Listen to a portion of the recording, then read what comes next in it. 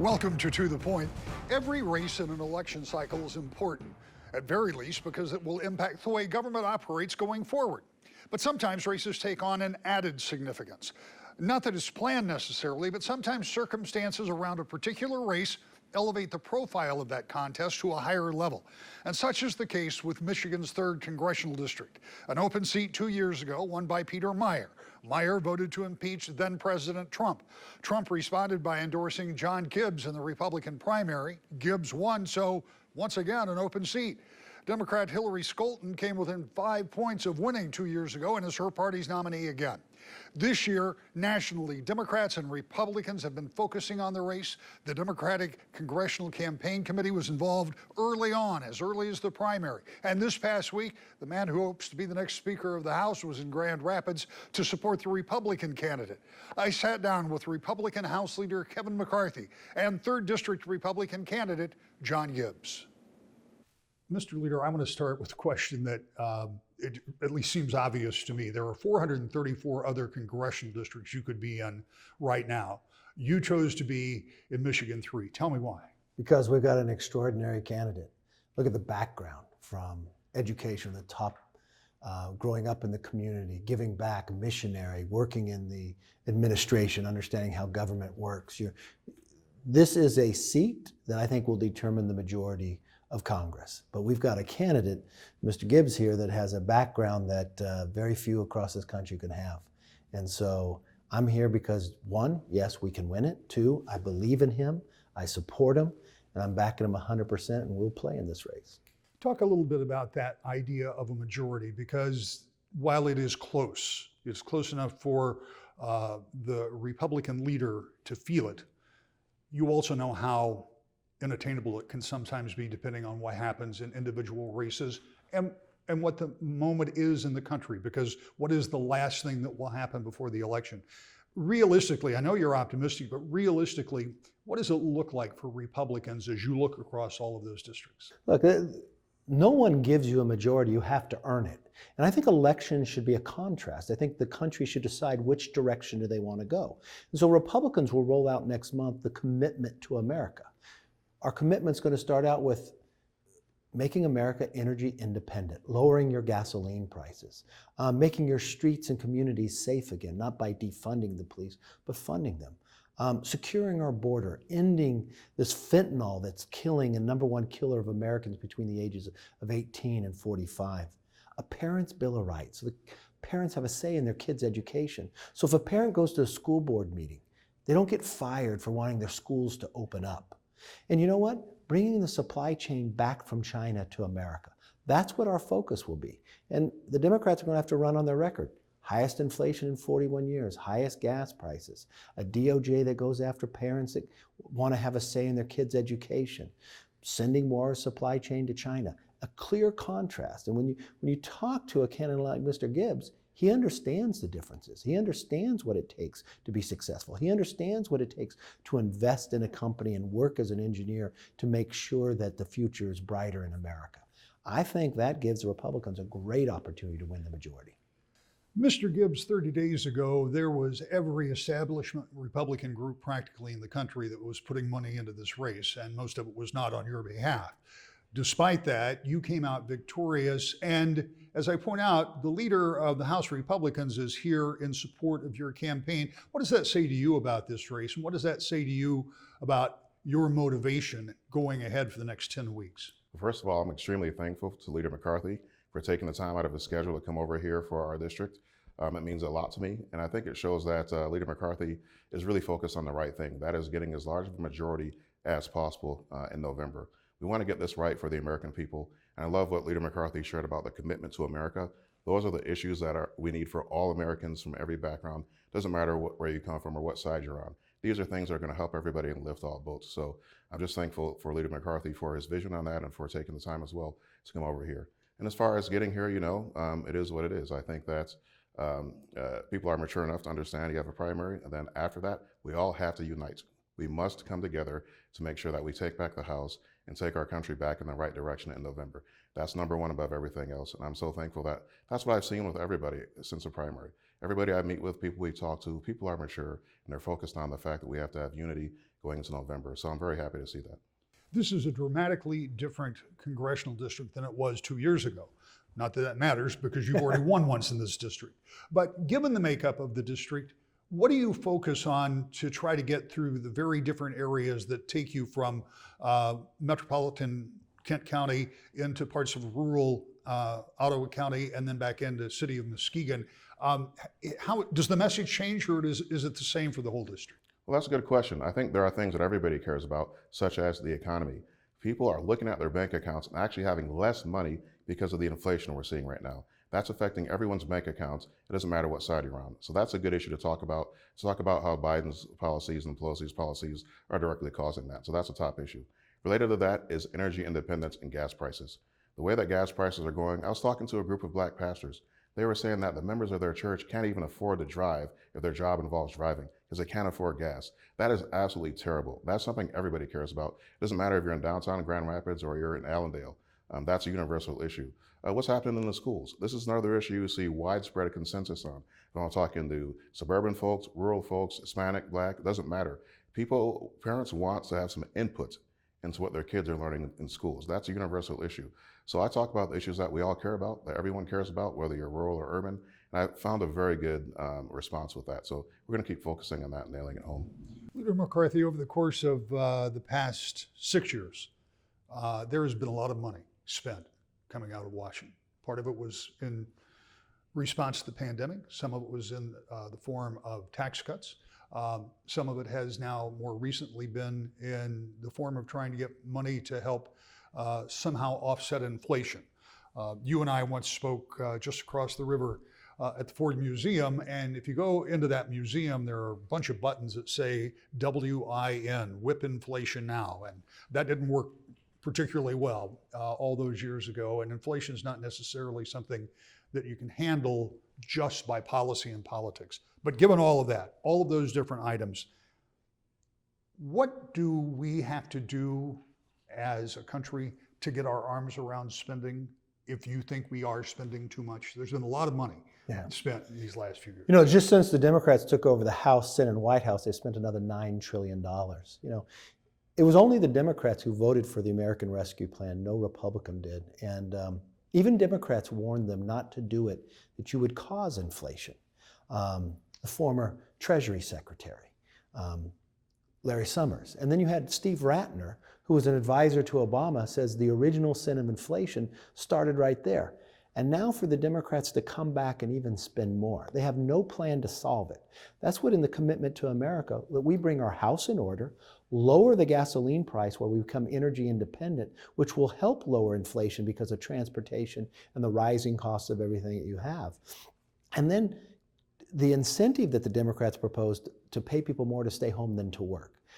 Get our economy working again, get government accountability back. So how do you make a stronger economy, streets that are safer, a government that's accountable? I believe that's really where the election's going to lie. And when the Democrats have one-party control, created inflation, but also this defunding of police, this electing of prosecutors and DAs that don't uphold the law fairly, and going after parents in school board meetings, opening up a border, but now fentanyl is killing more Americans than any time we've seen, the #1 killer to those 18 and 45. America wants to see a new plan, a new direction, and that's exactly what will bring them. As a practical matter, if Republicans are successful in taking back the House, and if they are successful in taking back the Senate, it's still a standoff. I mean, the legislature by itself cannot create policy and have it enacted without the president's signature. And as an outsider looking in, who has spent some time on Capitol Hill, it sounds like that would be a recipe for gridlock, which some people would point out is not always a terrible thing in Washington. But realistically, what can you get done with the majority at this point? I think we get a great deal. I think when you see the bills come out, remember what happened after 1994 when you would raise that same question. Not only did you have the strongest economy because you had Republicans in charge of fiscal policy. The president just decided whether he signed something or not. Maybe we have to send it to his desk 3 times to get it signed, but your gasoline price will be lower because America will be stronger and energy independent. Inflation will come down because this runaway spending that the Democrats have done gone away. Your streets will be safer because no longer will police officers be defunded.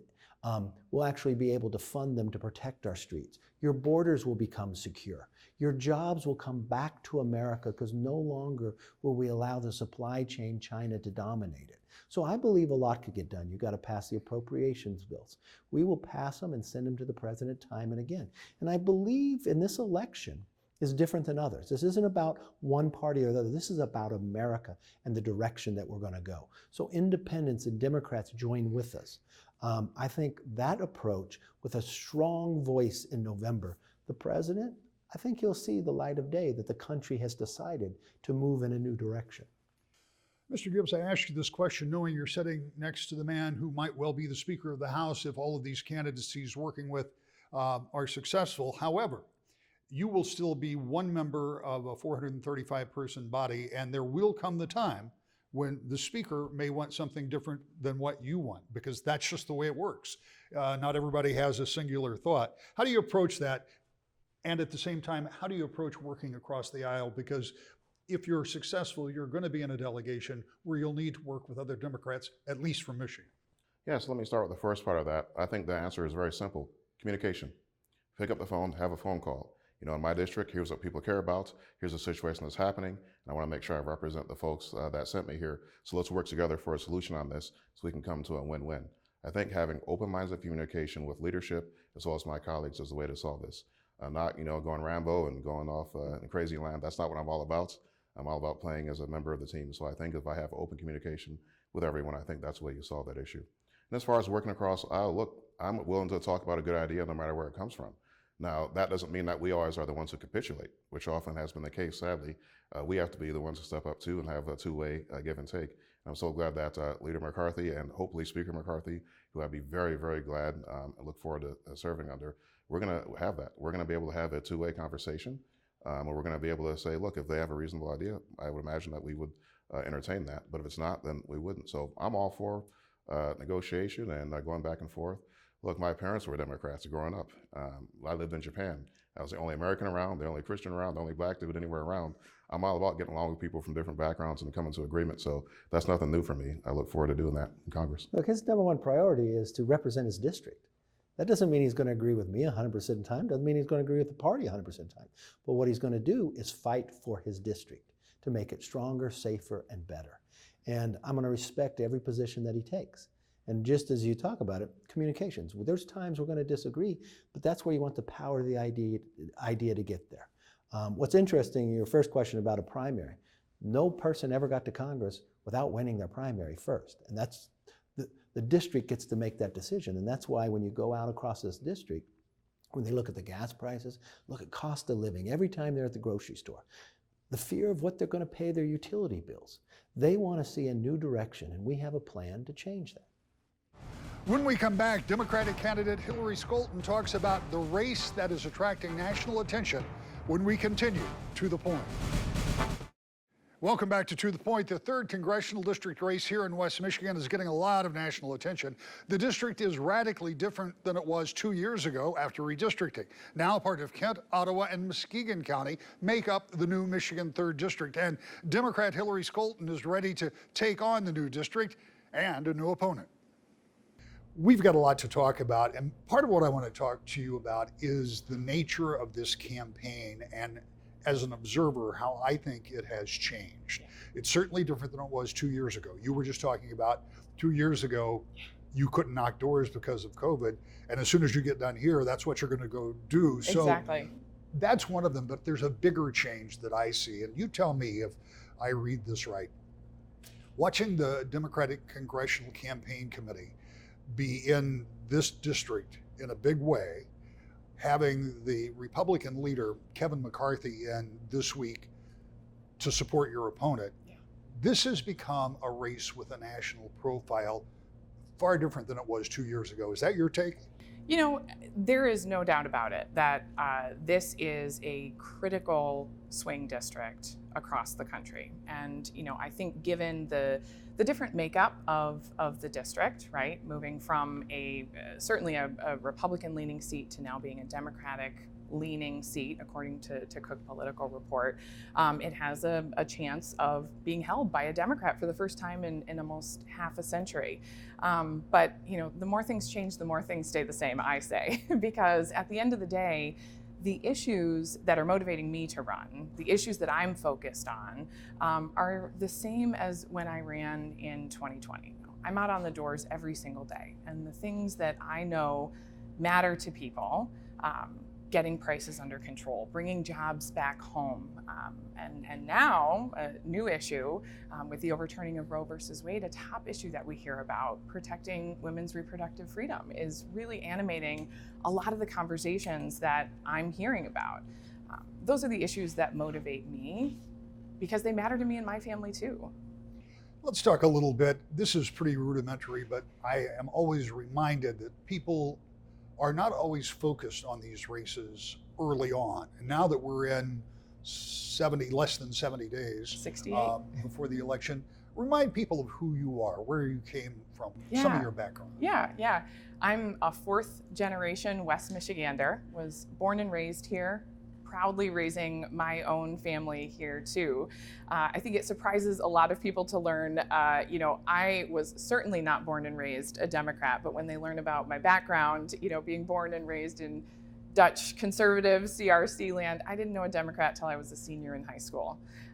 But I'm running because the issues that matter to folks in West Michigan matter to me and my family too. You know, when we think about the fundamental nature of a representative, it's someone who is deeply invested in the community, someone who understands the concerns of working people, of seniors, of young people.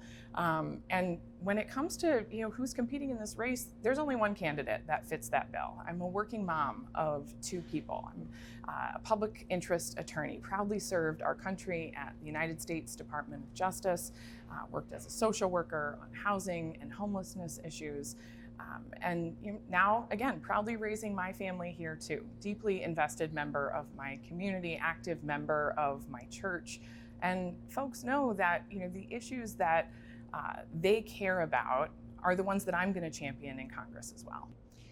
We have the distinct honor of holding a debate between you and your opponent, Mr. Gibbs, and that'll be, from the time this airs, just a little over a week away. Yeah. And we have kind of long been the station of record when it comes to those kind of events, and we're proud to continue to do that. So thank you and thank him for accepting. Absolutely. And we'll get into more specifics then, but I want to talk in kind of broad generalities, because you brought up the cost of everything. And I won't cite the exact example because I don't want to throw any business under the bus, but I stopped the other day for something very menial, and hopefully I internalized it when I was like, how much is that? Yeah. And that's the reaction a lot of people have about a lot of things. And the question is, if you're elected, what can you do about that? Yeah, absolutely. And, you know, I think a lot of people recognize and understand, at least that's what I'm hearing on the doors, is that, you know, getting costs under control is not a matter of flipping a switch, right? But we need individuals who are committed to being a champion of working people. And that's exactly what I'll be as a working mom of two kids in this district.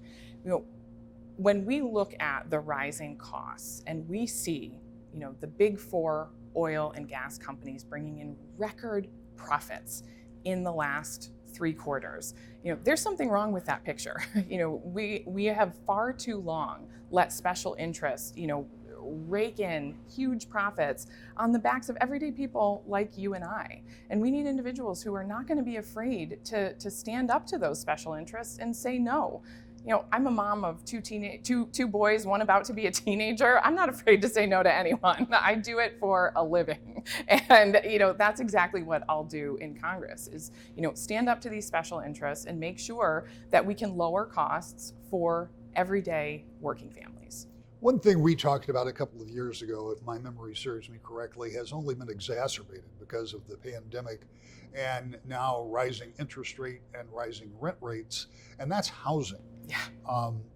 Just today, I was looking at a couple of studies that I haven't really been able to quantify and look at them, but the amount of rent that has gone up Yeah. in our area over the past 4 years has been significant, and Yeah. it makes it tougher for people to live in our area. Again, I Yeah. don't know as a member of Congress what you can do about that, Yeah. but it kind of falls on your plate if you are elected. Yeah, absolutely. Making sure that we have, a wide selection of affordable housing has to be, a top issue that I hear about from voters, not just here in the Grand Rapids portion, but all the way out to the Lakeshore. Muskegon is a huge constituent group in our region now too, and making sure that we have affordable housing is a top issue.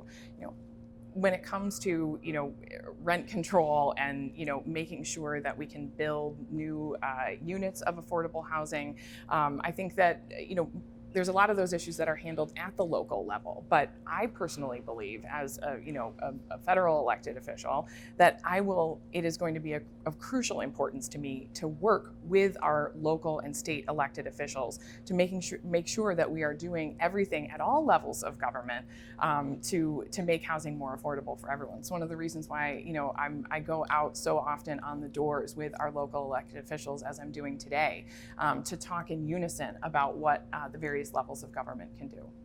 When you look at what the federal government has done over these past 6 years or so, Yeah. A lot of what has happened has been spending that has added to the debt of the nation. Yeah. And some would suggest that that spending is partially Yeah. responsible for the inflationary pressures that we've seen. So as a mom of an almost teenager who has to say no on a daily basis, and believe me, I understand, what do you say to your colleagues who might say, hey, this is a great plan and we need to spend some more money? Stop the spending, plain and simple. I am not afraid to stand up to anyone, including my own party. And, I've done it time and time again on the campaign trail.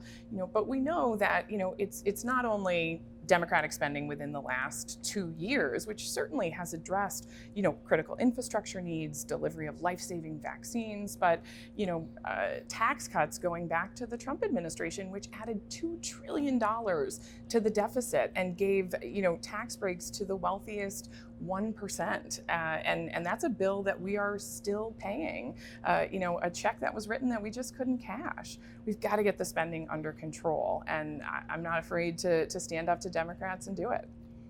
If you're successful, you're going to go into a congressional delegation that loses one in strength because of population shifts. And whenever I think about population shifts, I think about where's the population going? Yeah. And they are largely going to states in the South and the West. Yeah. And what do we have that those states don't? Yeah. We have water. We do. The Great Lakes, obviously, the top resource that our area has. What do you do as a federal lawmaker to ensure that the Great Lakes stay great and stay where they are? Absolutely. At least the water. Yeah, absolutely. This is another top issue of mine. Talk about it on the doors, not only, on the new part of the district that we have along the lakeshore, but even, running through our Great Lakes and rivers and streams, coming here into the district. Water quality is a top issue. The Great Lakes Restoration Initiative was a wonderful bipartisan initiative championed by many individuals here in Congress, and that's something that I would continue to champion and expand upon. Not only as one of the world's greatest repositories of fresh water, but as a major economic driver here in West Michigan. We have to make sure that the resources are there and available to keep our Great Lakes safe and clean. You mentioned earlier when we were talking about those inflationary pressures, you were talking about the profits of the big oil and gas companies. It brings me to a question about what happens with our auto industry. And again, the federal government will have a pretty big impact on this already. Former Governor Granholm in her position in the cabinet, along with Secretary Buttigieg, who is also now from Michigan, looking at energy and transportation. So you talked about those high profits. On the other hand, those very same companies may be looking at something like extinction as the electrification of cars comes along. That's not a justification, it's just kind of part of the landscape. Yeah. How do we navigate those two things? Because car companies are rushing headlong into the electrics, and a lot of people are standing in line to get them. Other people aren't quite so sure, Yep. and there is going to be a time, at least for a while, when you're going to have a dual track. You're still going to have petroleum-based products Yep. to keep those cars on the road, because you can't change it like that. change Just it like you overnight. can't flip the switch Yeah. on the economy, you can't do it with cars. How do you navigate that? Yeah, I think when it comes to energy independence, we right now in the immediate term, we absolutely need an all of the above approach to get us to a place where our energy is affordable. But also we have to be thinking in terms of the long-term impacts and the costs on the environment. When we think about where our, precious federal tax dollars and resources go, looking at investing long-term in that transition, and to the incredible opportunity for green jobs that we have here in West Michigan to move towards electric. I think that is a crucial role for us to be playing as a federal investment.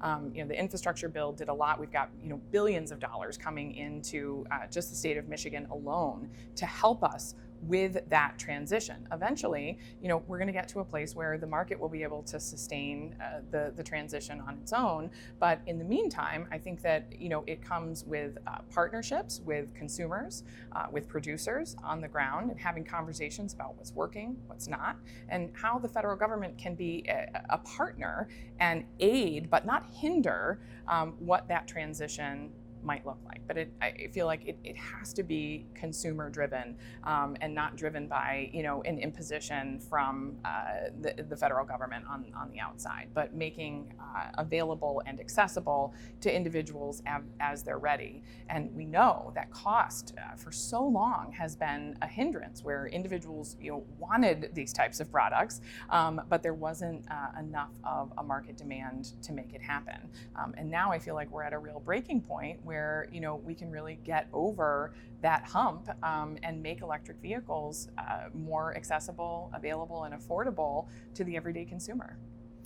When we come back, a final word about this election cycle. That's next. To the point. A quick programming note, join us September 13th at 7 o'clock for a debate between the two candidates we interviewed today and find out where they stand on important issues. You can submit your questions right now at woodtv.com. We'll see you next week. To the point.